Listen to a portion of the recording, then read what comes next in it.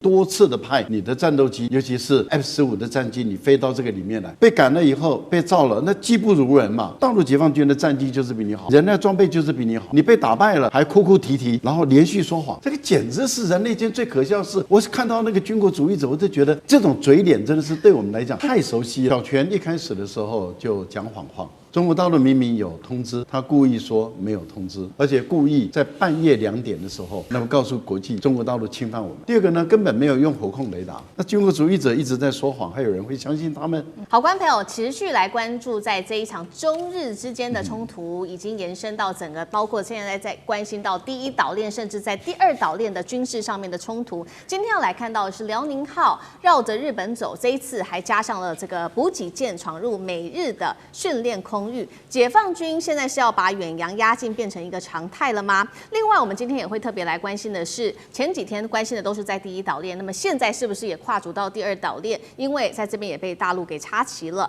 美日增援线会被封死吗？高市这个时候急着找川普，原因又是什么？今天会来做解读。3个火线话题，今天我们请来宾来特别帮我们做解读。首先，现在来看到是辽宁号的这个路径闯入了在美日原本的这个训练空域当中，而且加入了刚刚提到的补给舰。解放军是在测试远洋要把它常态化吗？到底会在这边走多久呢？是要打破日本的整个防线节奏吗？美日台海这个增援的这个援助线会不会遭到封锁呢？第二件事情来看到的是在第二岛链现在又发生什么事情了？来看到大陆现在密集的在这个地方密克罗尼西亚，也就是2战日本跑到这边重建哦。这个地方很关键，因为它其实在第二岛链离关岛只有仅900公里而已。大陆是在对美军太平洋后方来直接亮剑吗？最后，我们今天也会来关心到，在6号的时候，大家还记得吗？当时解放军它的这个军机，也就是歼15的雷达，不是锁定了日本的 F-15整整30分钟的时间吗？日本第一时间其实一开始没有说太多话，但是几天之后，小泉也出来说话了。小泉特别有提到，中方啊，确实他们是有通报那一天会做演训的，但是小泉也说了，中方没有给任何有关于空域时间跟坐标这场演习的相关资讯。这样子的一个发言是代表说，大陆方面资讯的疏漏，还是故意让日方没有办法去避让呢？高市这个时候急着找川普来见面，原因又是什么？今天都会一起的来做解读。我们先来关心到辽宁舰的一个动态，因为这是来自于日本防卫省紧急证实的。辽宁号现在一直走，已经杀到了东京冲之鸟岛北方的一个海域，并且和补给舰一起来做会合。疑似呢，现在看起来它是不是要展开一个比较长时间，甚至现在预估啊，来自于日本防卫省的预估，可能长达1个月的远洋的一个行动呢？而且在过去短短3天，辽宁号的舰载机起降次数也非常的频繁，高达了140次。我们来看到日本的官员又怎么说呢？他说，现在如果来观察一下辽宁号的轨迹呀，其实是和当时美日这个演训的空域的轨迹是有相似的。我们来请导播 Q 到下一张 CG 来带我们看一下这几天辽宁号到底是怎么走的。来，我们请导播 Q 一下。好，辽宁号其实从12月5号到12月9号，来自于日方特别的公布，是大概是这样红线这样子走的。好，那也就是沿着包括了日本，等于是绕着日本，然后也有经过在这个宫古海峡这边，然后呢一路的往这个琉球的南方，再往刚刚提到的冲之鸟岛的北方来做这个路径的走啊。那么大家也在看说，辽宁号的轨迹是不是有意要侵入，也就是这个美日原本的演训空域跟舰载机在这边做起降，他认为这是一个挑衅的行为。我们再回到上一章，那其实呢，现在更让美日非常紧张的事情，还有就是在琉球的东南海域。东南海域这边之所以重要，是因为它是美军横须贺航母群还有日本舰队南下支援台海必须要经过的地方。但是看到解放军的各种武器现在都摆出来了，不管是055啊，或者是052D 等等。中国媒体形容这是行动版本的封锁行动，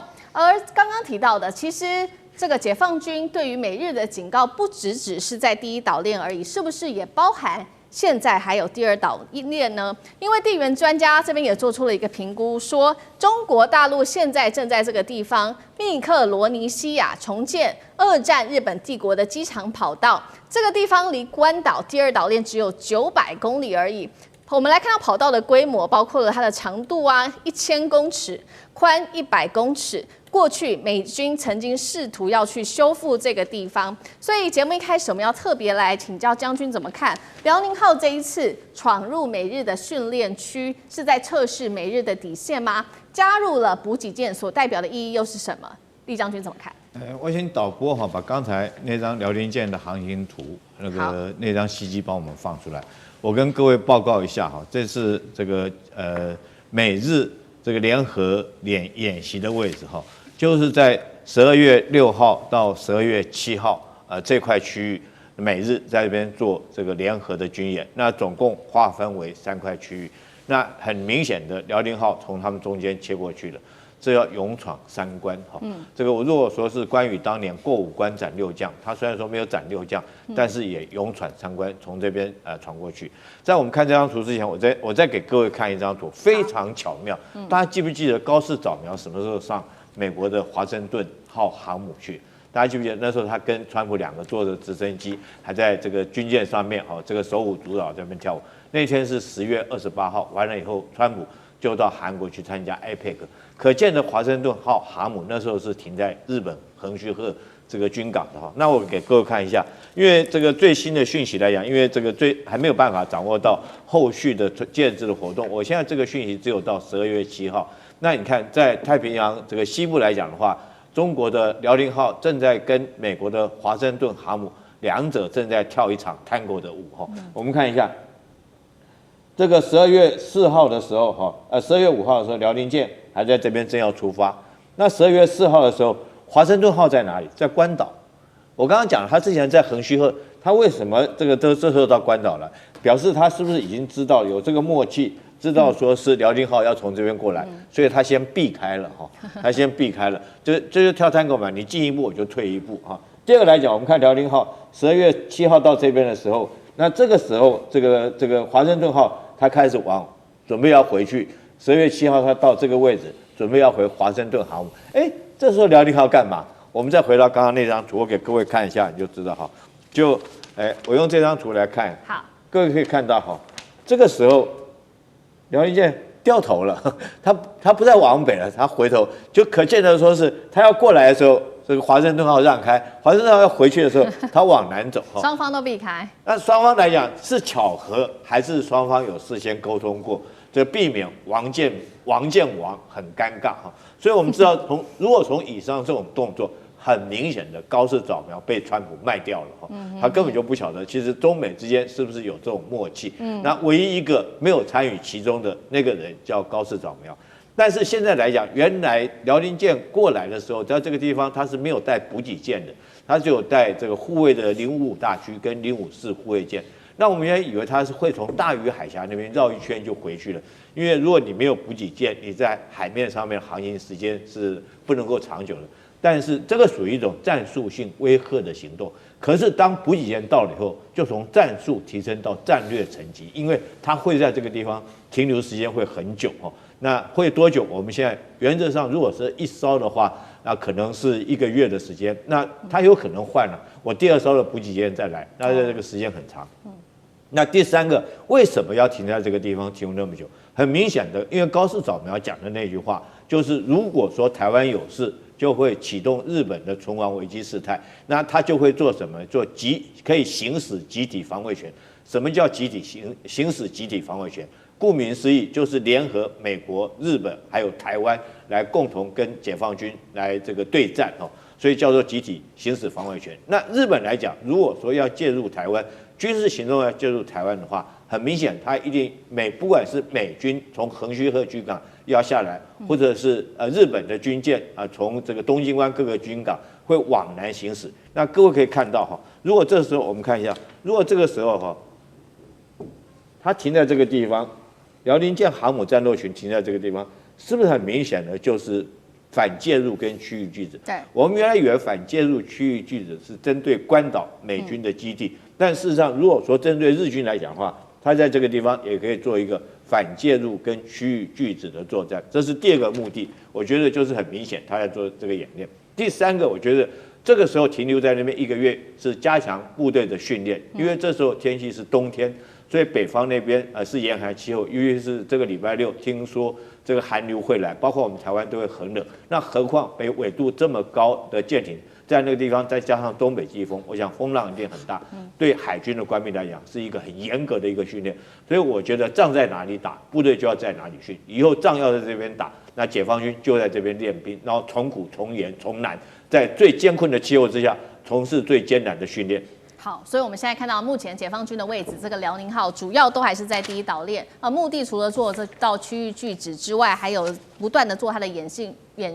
做它的训练。那另一方面，我们也来提到的是说，会不会它已经不再只是存在第1岛链而已？现在呢，它把它的势力扩大到第2岛链。我们要来持续关心的就是大陆现在在密克罗尼西亚重建的2战当时的日本的这个跑道。这个是第2岛链的前置基地，还是对关岛直接亮剑？解放军真的有办法打到第2岛链吗？委员怎么看？这个所谓的地缘政治专家发这条消息啊，这是白目到家了。那是很单纯的中国的民间企业去承包这个机场的修复工程而已。为什么我很确定这样说呢？第一个，这个密克罗尼西亚联邦啊，它有7个机场，这个机场也不是离关岛最近的。换句话说，他们大部分有607个岛礁。整体组成主要叫做加洛林群岛。那加洛林群岛哈，这个瓦雷埃啊，它是 atoll， 是一个环礁，它不是一整块的，它刚好是在最靠近这个西边的，而它北面的还有2、3个机场离关岛更近，所以我不知道他在讲什么。啊，那第一个，它有7个机场，它不是唯一的机场。第2个，更重要一点了，密克罗尼西亚。它本来是美国托管的土地，然后在1979年经过公民投票独立，1986年跟美国签了一个叫做自由联系条约。什么叫做自由联系条约？表面上叫自由，但是联系的意思就是我是美国的附属国。也就是它独立只有在内政跟部分外交独立，其他的国防全部归美国管。那你说这个国家被美国国防控制的，解放军可以盖一个第2跑道，还可以做军事使用，这会不会太白目的一个判断了？那不可能的事情，就是很单纯的找个民间公司去承包，那或许中国政府有补贴一点，但是基本上还是美国出钱在养这个国家，它的地位跟什么一样？跟帛琉一样，跟帛琉一样，所以。我是觉得这样的判断说，哇，这个第2岛链机场就是中国在兴建，这中国以后要控制，中国要用，就跟当时的香港大公报在炒作那个什么，那个巴拿马运河一样，无知啊。好，这个是针对于这一件事情，有关于第2岛链的兴建。那我们也来重拾一下当时中日争议的这个事情爆发，其实另外一个很重要的日子就是在6号当天，大家还记得吗？当时解放军的歼15不是用火控雷达锁定日本的 F-15整整半个小时的时间吗？这件事情6号发生，那其实日本的官方也没有做太多的回应，只有做批评。但是事隔多天，在昨天的时候，小泉进次郎他突然间针对这件事情出来说明了，他就承认说，确实啦，没错，中方当时确实有事前通知日方说他们要进行飞训，但是小泉进次郎也批啊，他说自卫队还是没有收到任何中方有关于他们演训的空域时间跟具体的坐标的资讯。好，另外官房长就态度更强硬了，他说。不管怎么样啦，大陆就算有没有通知你侵犯领空，我们还是要做反制。那另外一方面，确实现在高市早苗面临非常大的政治压力，他也在10日公开喊话，尽快要和川普见面举行领袖会谈，被视为是不断的向美国喊话，要来对中国大陆施压吗？赖老师怎么看？这些论坛、这些论点都是军国主义者的论调啊，这个非常的明确。为什么？因为第一个，没有人进入日本的领空，所以日本的自己的防卫部门也说，大陆都没有进入日本的领空。那既然没有的话，那你穆延展讲的什么鬼话？啊，也就是根本没有进入你的领空，那你怎么突然间讲说啊，只要侵犯领空就要反制？没有人进入领空啊，啊，这个我想这是一个第一个非常明白的一件事情，这是叫做鬼话。第二个呢，就是小泉一开始的时候就讲谎话，中国大陆明明有通知，他故意说没有通知，所以他说谎，而且故意在半夜2点的时候，那么告诉国际说他那个中国大陆侵犯我们了，那他是公然说谎。第二个呢，根本没有用火控雷达，他讲成用火控雷达，好多人还引用日本的说法，而不用中国大陆说法。中国大陆说我是用雷达照射啊，那日本就说是火控雷达，那很多人就相信日本人。那军国主义者一直在说谎，还有人会相信他们，然后用火控雷达，这个简直是一个人类间最大的笑话。好，现在小泉自己也知道，大陆一个证据一个真实摆给你看的时候，那难看呢，因为你用火控雷达上面都有记录嘛，那不是火控雷达嘛，所以他自己就悄悄的又改变成为叫做雷达照射啊，这个就是日本军国主义者他们一贯的伎俩。好，那现在的问题是这样子，他现在2次说谎都被打脸了，那怎么办？就只好硬凹，说你没有告诉我具体的坐标。我想请问一下，航母是移动性的，你刚刚看到一个航机图，你已经告诉我们了，它从12月6号以后到7号的时候走了600公里。12月6号到7号走了600公里，都在移动的时候，我还告诉你我的航向啊！这全世界哪有这种事情？我还告诉你我的航向，这个简直是人类间更大的笑话。所以这个人讲的都是没有知识，连常识都不如的一个笑话。所以我觉得这是另外一个部分。第三个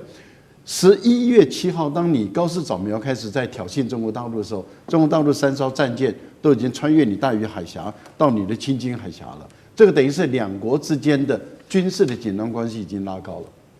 拉高了，你就自己知道说，如果你要再去惹的话，那情况就会恶化。小泉接着跑去与那国岛说：“我装了034哦，我要打你哦。”那中国大陆无人机就飞过来了嘛。好，那在这样的一个情形下，双方的关系紧张的关系越来越拉高了。现在航母穿越了宫古海峡，在国际公海这个海域进行这个起降的演训，已经通报你了，说我现在开始进行起降演训了。那理论上讲，一般来讲，一个正常的一个国家，它基本的做法就是说保持一个距离，保持一个距离，而且呢，通常都是水面的舰队跟在一个安全的一个距离。过去的标准做法都是如此。结果你多次的派你的战斗机，尤其是 F-15的战机，你飞到这个里面来，被照那是刚刚好而已，把你赶走只是刚刚好而已。被赶了以后被照了，那技不如人嘛。大陆解放军的战机就是比你好嘛，然后被人的装备就是比你好，你被打败了还哭哭啼啼，然后连续说谎，这个简直是人类间最可笑的事。我是看到那个军国主义者，我就觉得这种嘴脸真的是对我们来讲太熟悉了。我从小我父亲就告诉我，他们都是抗战过来的，他们就说日本人就是满口谎话，这些军国主义者就是满口谎话。好，观众朋友，今天要来关心到的是，难道日本的军国魂苏醒了吗？今天会来做关心的是，高市在挑衅了中国大陆之后，还踩了核武红线、自卫队的红线等等。北京则是展开了实弹的开火反制。美国是默许日本当对中的枪手吗？东亚的这个新的战火是否正式要炸裂了？今天我们会就这些议题来做关心。今天的开场3个火线话题，请来宾帮我们做解答。第一个，确实现在高市受到日本国内有50%以上的民众高度支持他，而另一方面，北京则是开始做的是实弹的开火的一个演训。那么双方军力互秀肌肉啊，日中关系、中日关系会不会真的走到双方得用军事武力来对撞呢？中国大陆会对日本真的动手吗？第二件事情来看到的是，高市这个时候提到了说可能会来松绑无核3原则当中的其中一项，这个是针对于核武的部分，而自卫队的权限现在预估有可能一路的来做上调。今天我们也会请委员就2战的史观来特别解读，日本是不是在走回过去的军国跟核武的老路呢？第三件事情，我们持续来看到，在外交上面，日本军事升级，美国则是全程在默许的。美国是在扶植日本当时成为对中的代理人吗？这一场新的东亚战火随时就要引爆了吗？今天就会就这些议题，我们一起做关注。赶快来看到最新消息，日本首相高市早苗一句"台湾有事等于日本有事"，如果认定成立是可以动武的，直接把东亚现在推向了一个新的火线。北京虽然是震怒，而且影响了整个区域上面的紧张关系跟安全，但是日本的民众非常的支持高市。来看到一个最新的民调，来看到是日本的民众受访者当中，有将近49%的受访者是赞成，并且倾向这个高市他的对话、他的访谈的，认为说台湾有事等于日本有事。60%的受访者更是赞成高市增加国防预算的这样子的一个提议哦。朝日新闻的最新民调也可以看到，总体来说，目前高市内阁的支持率甚至高达了将近70%。大家都非常的支持高市，而不只是在民调上面，我们看到日本在军事上面的动作频频哦。在宣布民调的同时，我们看到日本也发布了令和7年度的统合研习宣传片，当中特别曝光了5.8万名的军力，加上300架战机的大规模演训，涵盖科目都是具有高度挑衅的科目，包括了登陆、远程打击等等。重点是自卫队的军衔现在是说是不是恢复到过去的军国主义影子了呢？因为他们恢复了大佐、中佐跟少佐过去时代的一个旧称。看到目前种种的挑衅，中国大陆也祭出了一系列的反制动作。我们今天特别来从外交、军事跟经济上面来看到大陆的方面的动作有哪一些。外交上，副部长林晨奉侍来召见了日本的大使，是最高规格的一个警告了。军事上，中国大陆从今天开始17到19日将会在黄海这边进行实弹的射击，而看到了这样的状况，日本是立刻火速上传了他们的舰艇射击、直升机进行反潜作战训练的一个演训画面。经济上，北京的最新宣布，也就是在昨天深夜的时候，发布了赴日的旅游警示，暂时避免非必要前往日本。香港同步亮起了旅游黄灯，大陆也奉劝自己的学生不要再去日本做留学了。对牛，我们来看到牛弹琴这边也特别写下了7件是高市犯下的这个7宗罪，其中特别提到了干涉内政、破坏战后的新秩序的采的一中原则，动摇中日政治基础，还有伤害中国人民的感情，违背当时见习近平的时候承诺。日本曾经表态坚持1972年的日中联合声明中的立场，而且高市至今错了还是不愿意改。节目一开始要请吕院长就军事方面帮我们做分析。北京祭出了这个黄海的演习之后，日本现在50%民意仍然是挺高市到底。中日有没有可能真的走向军事上面的对撞？中国可以对日本动武吗？但是中国会对日本动武吗？院长怎么看？中国不会对日本动武，但是日本会借着中国大陆所有的军事行动来更趋向这个军国主义啊。那这是我们看到有关于高市最新的透过这个共同社他所做出的一个民意调查，我们也可以看到，这是自去年12月以来最高的一个民意支持度啊。那这个支持度呢，那或许也就是当初为什么高市他必须要这样讲。可是我们刚刚除了看到奉侍那个召见日本大使的时候，我们今天已经看到中国大陆驻日本大使馆啊，其实讲了几句重话。其实他写的这个黑体字不是重点，重点在下面。他讲说，如果日本将自己的安全基于其他国家的领土上，他讲的就是台湾啊，也就是企图派兵干涉中国内部事务，然后将根本上改变和平发展路线，那从根本上破坏战后的国际秩序。所以这个通通都是指明的问题在日本的这一方。那当然大家有谈到有关于解放军派舰队通过大隅海峡的部分啊，那有的专家学者说这个很紧张啊。其实这不用紧张，为什么我们这么说？因为其实我们看到的，他一开始派出来的是815电子侦察船，那接下来他才派了一个编队。这个如果我们来看的话，是103，也就是055万吨驱逐舰。那如果按照中国大陆的军事的用语应该是103编队啊。那有很多人说这很少见啊，其实不少见，可能是之前没有掌握啊。这是我整理从去年12月5号以来，所有通过大隅海峡的各个单舰或者是编队的一个内容，所以这一点也不常见，不是一点也不会很罕见是一个很常见的一个项目啊。那至于说这一个实弹射击的部分呢，其实也是。那我们看到的这张图，大家都说，哎呀，这真的是针对于日本的一个反制的行为。可是我们如果看这张图，你就会非常的清楚的明白哦，也就是其实它的这个区域，我直接标注起来，都在于中国大陆的领海基线之内，也就是这根本就是中国大陆的内水，而且它进行的这一个射程呢，其实也很近。那它以前有没有在这一个点呢？也就是我们看到这一个扁担港的这个地方进行军演，还真的有。那随便挑，2021年，那因为这是我在台大做的一篇论文啊，也就是说，其实它就是在这个扁担港这个地方，它其实做的非常密集啊。它无论从7月、8月、9月不断的进行实弹射击，然后我个人依据它这个操演的范围啊，它可能都在试射各型的飞弹，从红旗17到红旗16到红旗12。不断的测试。不过我们这样讲啊，中国大陆其实它有非常多的一个工具，现在都从工具箱里面一个一个拿出来。对，那也就是它原来就是要做这个实弹射击，不过现在讲说针对你日本，也就是对你一个提供。但是我们这样讲啊，也就是中国大陆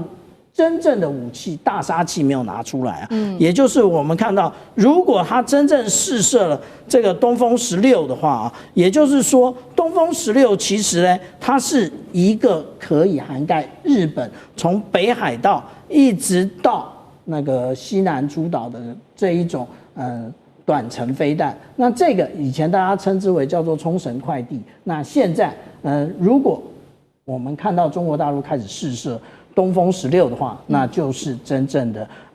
平陵那个作战一线了。是好，我们现在看到中国大陆的反制也有一系列的军事的动作，做好了万全的准备。那另一方面，确实现在大家要再担心的就是说，有一个迹象，是不是日本默默的往军国主义的方向走？我们现在特别要观察到几个重点，尤其是针对于核武的方面，还要针对自卫队的方面，日本是不是要重新来定义他们未来的军事方向了呢？甚至往更危险的方向走？我们来看到最新消息，高市已经被爆料正在考虑松绑。这个是无核3原则中最敏感，其中一个比较敏感的项目就是不运进核武。理由是高市说不可以让美国的核武入境，会削弱对于中国的核吓阻的效果。另一方面，大家应该也知道，这个最新的消息是有来自于这个南韩已经获得川普的批准，可以造这个核动力潜舰。那日本是不是也在试探同样在核武的底线？如果真的成真的话，等于说整个东亚都被推向了一个核的一个危险的一个边缘哦。另外一方面，我们来看到彭博也点出的是说，针对于日本的这些挑衅，其实中国大陆手上握有4个可以反杀的工具。第一个就是刚刚提到的，除了说可以限制日本的观光之外，第二个就是限制对日的出口的稀土，因为呢他们的稀土日本就占了超过70%，重稀土更是达到了90%。如果日本拿不到稀土的话，会影响到他们的电子产业，甚至是汽车产业。另外也可以针对日本的企业做更多的查税跟监管，直接会影响到他们的厂商，包括了丰田、本田、东京威力科等等，还可以封杀日本的这些动画电影。一个是在核武方面，一个是在自卫队方面，是不是要走上了一个全新的阶段？如果我们从过去2战的历史来做分析的话，委员怎么看？中日的关系是越来越复杂。以过去日本来讲的话，就是夹着尾巴做人，小心翼翼，不要在中美之间变成任何麻烦的制造者。但是随着日本的内部情势的改变，越年轻一代对于2次大战的历史的解释跟年长一代都不一样。也正是因为这种代际的差距，你可以发现到高市早苗的支持度突然暴涨，其中最主要原因是年轻一代的支持度远高于年老一代的支持度。对高市早苗所谓的日本有事，那么就是存利为基态势，这样的支持度也飙到新高。换句话说，日本越年轻了，越走向右倾，越走向军国主义的老路。这里面对于日本年轻一代，他们对于二次大战的解读跟其他都不太一样。第一个，他认为啊，二次大战都过这么久了，为什么以前的事要我们年轻一辈来承担这样的一个责任？第二个，他们认为日本打中国怎么会算侵略呢？满清政府不是打了整个中国大陆，最后坐上中国皇帝，那满清可以，为什么日本不可以啊？这怎么算是侵略呢？第三个认为就是说中国并没有打败日本啊，这个最主要是为了2颗原子弹啊，所以他们日本的吃了闷亏啊。第三个，他们年轻一代的解读更经典，他说我是2颗原子弹的受害者啊，德国打成这样子也没有遭到核子武器的攻击啊。这个对日本是一种战争的不义。这个说法事实上在日本普遍的一些网络上都看得到，尤其是年轻一代。那尤其是最近中国大陆的崛起啊，93大阅兵的武器啊，在日本里面充满了另外一种反面的幻想。他们幻想说没什么了不起啊，甲午战争中国也是大船一艘接一艘。还不是被我们日本的小船给打败了？我们靠的是武士道精神啊。第二个，他们的解读更经典。他说，那个都是模型，那个没有实际的战力，没有经过战争的考验啊。日本不用担心，日本担心的是什么？他们的政治领导人没有扩大军事的建设。所以，以目前高市早苗这种扩大财政支出、增加国防经费，使得军工产业的股票大涨，他们认为这条路是走对了。所以这个表示高市早苗以及他的同伙，他目前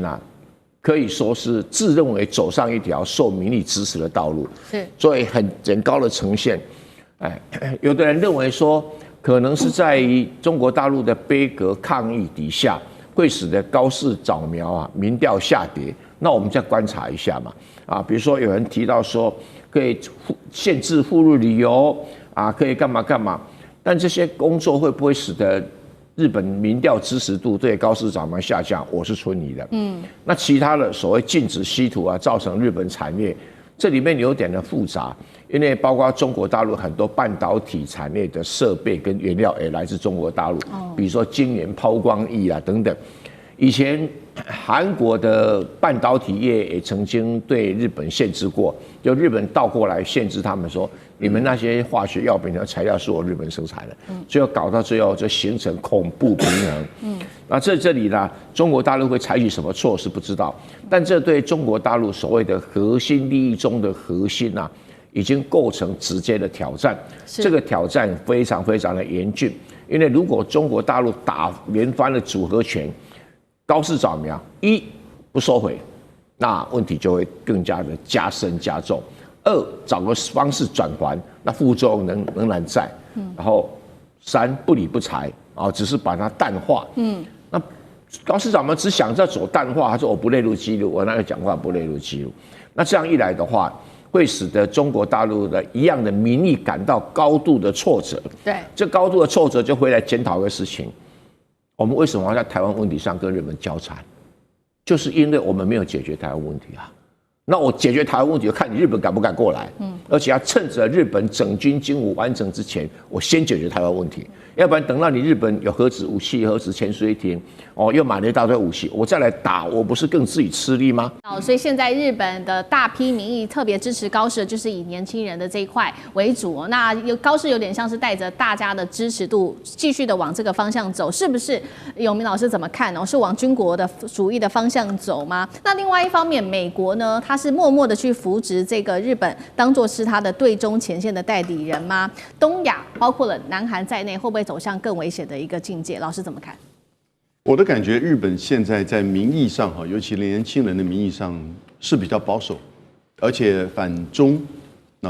某种程度也有反韩，但是因为这2年就是尹锡悦的关系，日韩的关系有改变，可是反中的这种氛围啊，十分的明确。那我觉得高市早苗他这一次在10月7号的发言呢，我个人觉得是个假议题，他其实是项庄舞剑，因为他真的是要在台海发生战争的时候，自卫队派兵前往台湾海峡吗？他真的无知到这种地步吗？我觉得其实不是如此，因为长久以来对于台湾的议题他们这些右派右翼的人其实做了很深刻的研究，3个层面，我觉得他们其实知道目前的情势，但是为什么讲这个话？我先讲这3个层面第一个，老早从1960年美日安保的第一次修正的时候在日本的国会就有讨论，到底美日安保1960年代包不包含台湾地区？那个时候就定了一个，就是一切是以事态概念为准。所以他不会回答。你不要忘记，1960年代日本跟美国都跟中华民国有邦交关系但是签了美日安保是以保障东亚安全，可是呢，包不包含台湾，他不愿意回答，因为知道会激怒中国大陆，所以都用事态的概念。这个事态的概念一直到石破茂都是这么用，石破茂也这么讲。第一点，那他为什么要这么点破呢？第二点就是，其实他们也都知道，安保3法的修改跟集体自卫权，他们叫集团自卫权，跟美日安保根本是一体的，一定是美日安保走在前面。它作为美日安保，如果美国出军或者是美国要求日本来这个予以协助的时候呢，日本可以在安保3法之下引用集体自卫权协助美国的这个军事行动。所以这第二点。那他这次为什么跳过美日安保，他单干呢？第3点，他难道不知道中国大陆解放军武力发展这过去5年、10年的这种情况？日本当然知道，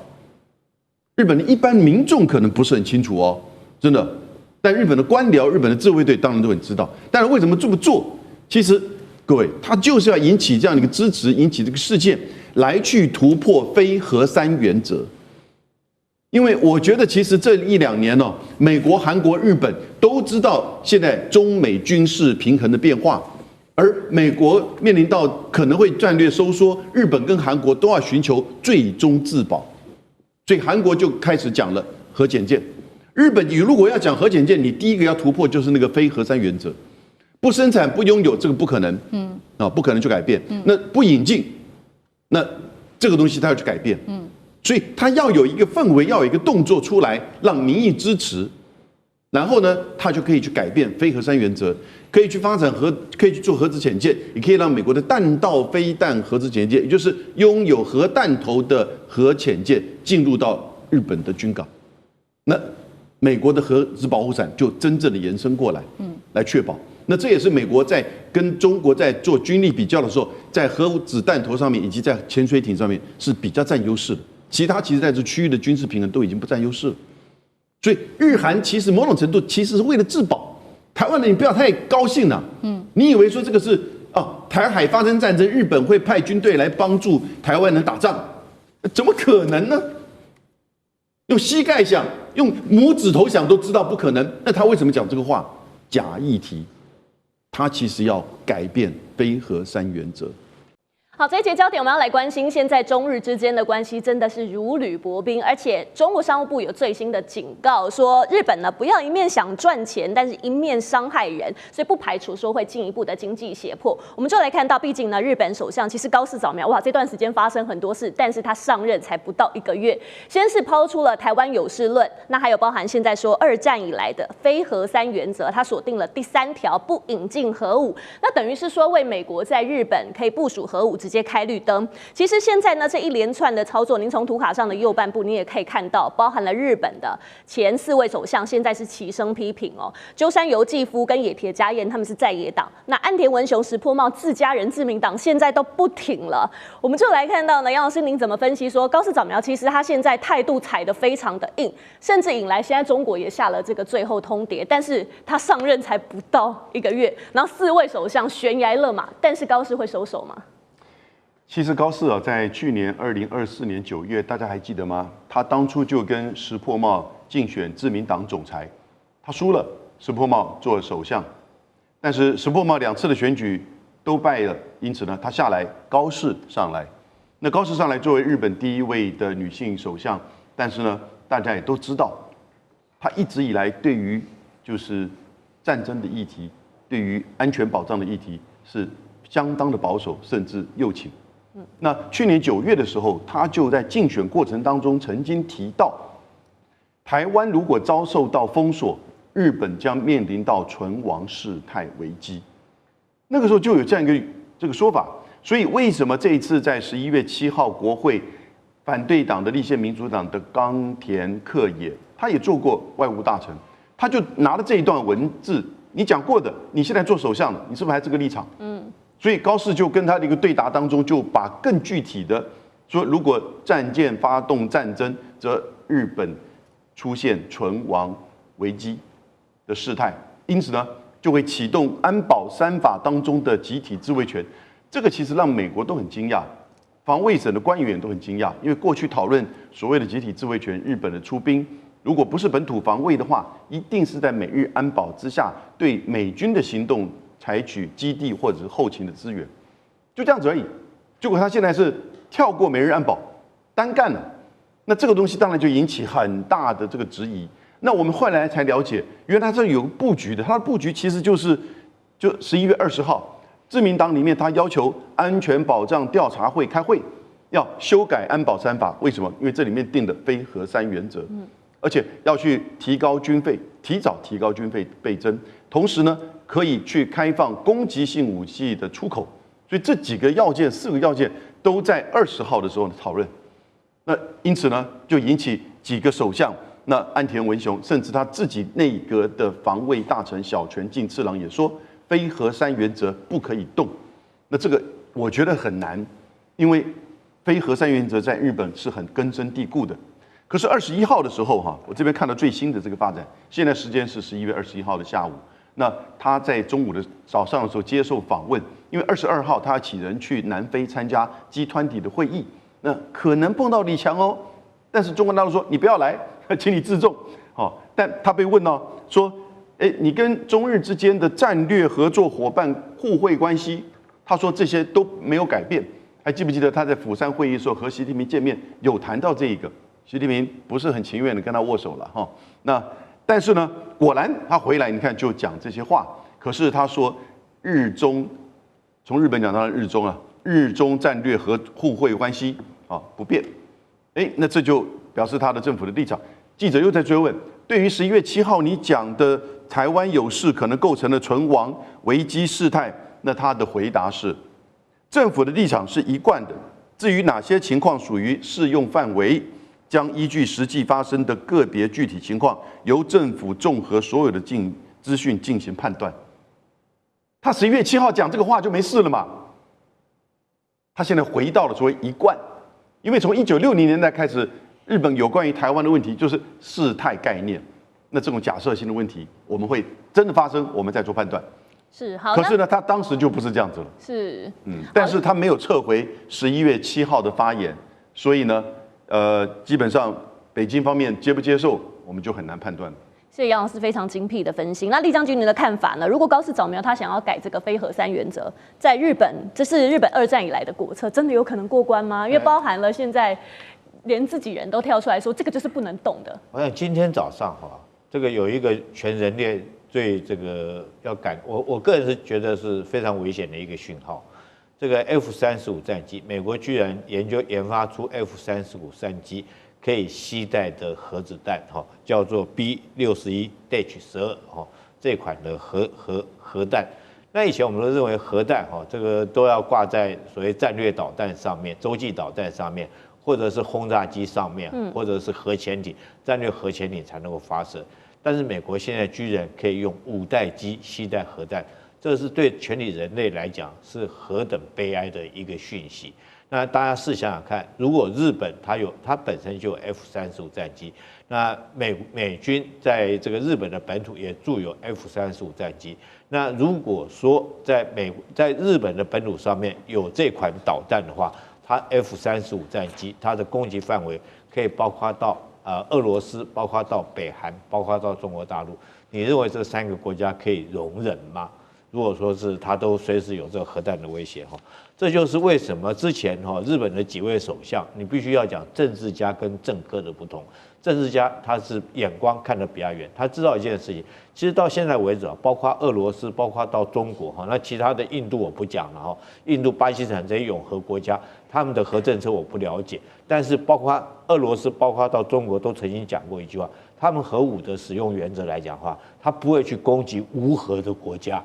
就是说，如果说你没有核子武器，我不会用核武去攻击你哈。那当然，如果你日本如果说拥有了核子武器，那是不是让你周边这些永和国家，包括到俄罗斯，包括到朝鲜，包括到中国，就有名正言顺的理由可以用核子弹来对你攻击？我们之前有一个笑话哈，当然全世界列数所有哪一个国家有多少核弹哈，这个美国有多少枚，对不对哈？俄罗斯有多少枚？这两个国家是最多了5、6千枚哈，那中国是600枚，那日本有几枚呢？日本是-2枚。为什么-2枚？因为他已经吞了2颗了，啊，他之前也吞，所以大家把他开玩笑说他-2枚。难道你日本来讲的话，经过长崎、广岛那次来讲你是无核国家，但是美国照样去干你，那坏的是美国那个国家，不是其他的国家，不是中国，也不是俄罗斯。所以我希望日本来讲的话，应该认清楚这个事实是这样。你有了核子武器，对你来讲是祸不是福，因为让你周边的这些永和国家就有名正言顺的用核武器来打击你。因为我会担心你啊，你现在如果里面你自己有一架 F-35战机，随时带个核弹就丢到我的这个国土上面来讲，那如果说打仗，我一定是互相保证毁灭，我一定要先将你核武摧毁掉啊。那所以说，我觉得高市早苗哈，但是高市早苗如果现在他这个一厢情愿，他一直向右靠，继续向右靠，继续向这方面来讲的话，我觉得以他来讲，既然已经提出来，而且今天很不幸的，他自民党里面的会议里面已经通过了要拥有引进可以引进核子武器，或者是有核的这种载具，包括核潜舰哈，包括到这个可以带核弹的战机哈。那如果说你的自民党你已经会议的通过，只是等待明年来讲由国会来通过，那你自民党如果现在其他是在野党如果说不阻止这个法案来讲的话，它就可以引进核武。当然就日本来讲，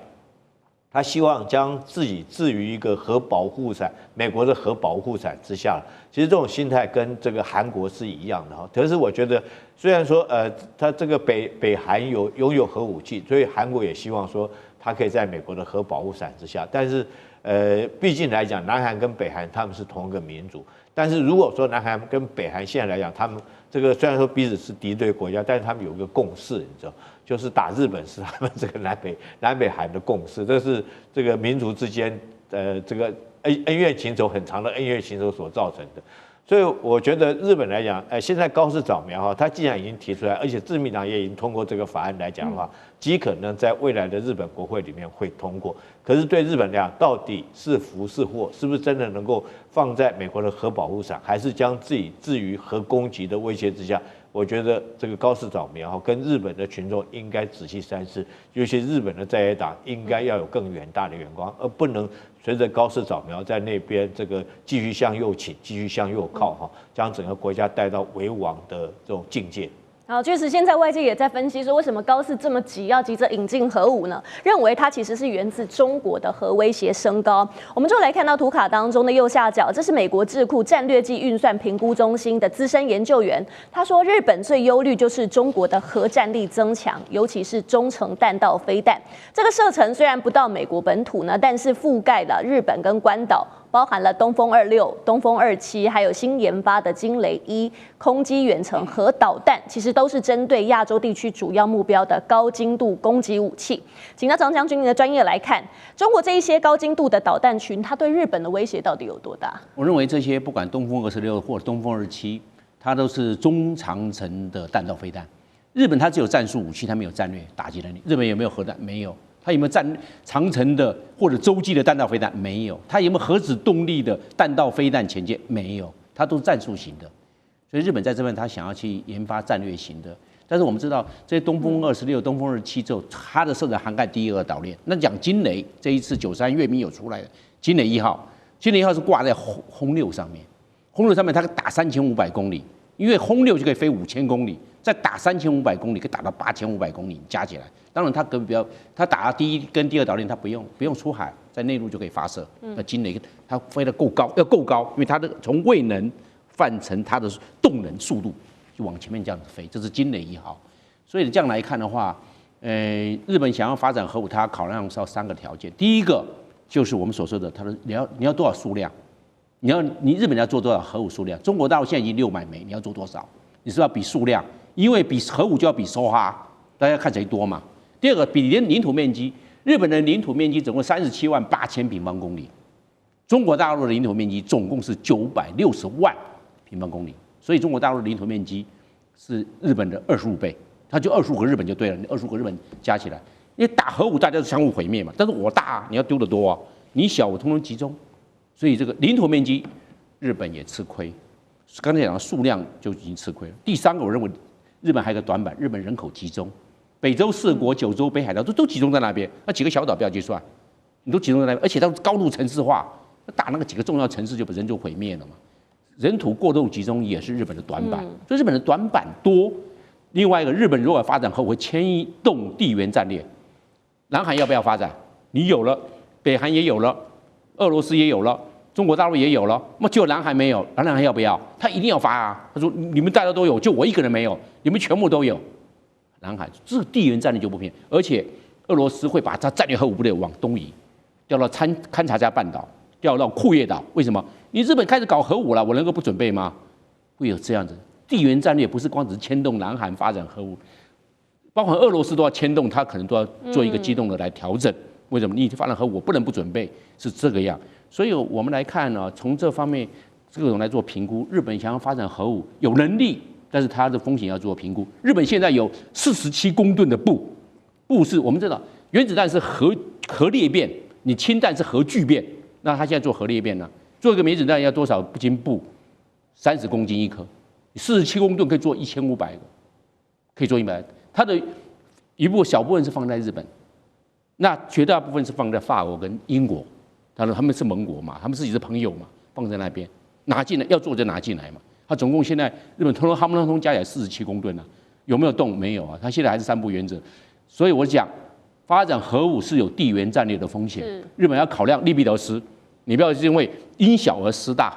为了做核武而造成日本的这种更造成地缘战略的晃动，那会造成它的风险很高哦。所以我认为日本原则上在目前来看会走保守的路线。